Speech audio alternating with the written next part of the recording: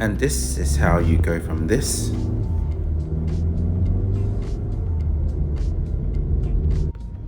to this with just a plug-and-play device. For some of you guys who've been following us for a while, you'll know I've also got a Kodiak, some Skoda, basically part of the Volkswagen group, uses a very common engine called a 132 TSI, produces, well, 132 kilowatts, as the name states. To be honest, it's very underpowered for a large 7-seater, but it does have a respectable 320 Nm of torque. But here's one problem. The car maps its throttle like the curves at the bottom here. As you accelerate, it doesn't give you much, and as you almost floor it, it suddenly ramps up. It just makes the car very undrivable, especially when you need to overtake, when you're on highway, when you're getting off the lights, because the car just doesn't respond. So what I've got here is a HIKEIT throttle mapper. It essentially remaps your throttle from curves like these to curves like, well, these ones on top, just to make the car a little bit more responsive. Yes, that will mean that it will use a little bit more petrol. It does not produce more power, but it tells the car how to interpret your pedal a little bit better to give your power a little bit more instant. And let's see how it goes. Now the installation very simple and straightforward. All you needed to do is to unplug this cable that goes into your pedal, and then plug that side into the female side of the HIKEIT kit, and then plug the other side of that bypass cable from the kit into the pedal again, and then just essentially hide your cable and find a spot to put the HIKEIT unit. And that's it, very straightforward. But the key is you need to turn off the car for at least 10 minutes so that the ECU is completely off already. Otherwise, there's a chance that your car might prompt a check engine error because it would think that something's wrong with the pedal. Bit of a quick unboxing. Now to start, the box is pretty straightforward. That's a HIKEIT computer. That's a unit that will control your throttle. Take that out.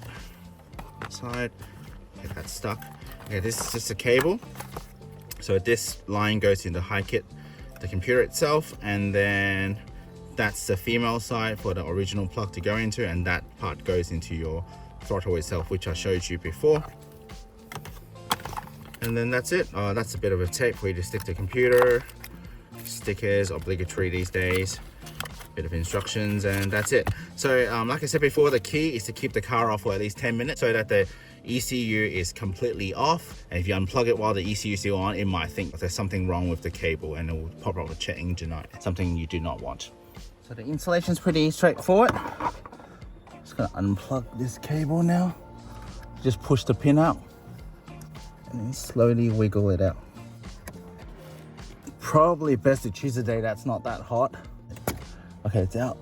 Very straightforward. Then take the new kit out, plug the new side in. And once it's done, you want to push the pin back to click and lock it in. And then now just do the other side back into the plug. Yep. Push it in. And then click it in. And straight away, once you plug the bypass in, the car's working already. So you can turn your car on. If you don't want to plug the kit in, just hide this cable. It's as good as like a normal car.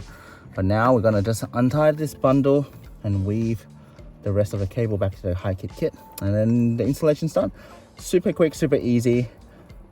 Preferably done in an aircon environment, not in a 40-degree day in Australia, in the sun. So now that that part's done, we just need to plug the cables in. There's a clip, so there's in one direction.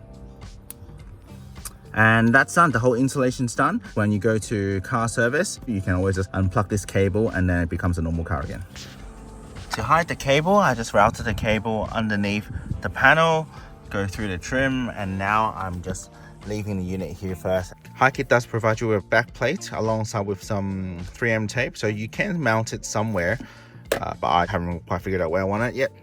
I just took it for a quick drive as well. I did play around with some of the settings, and I was on sports and HIKEIT mode before.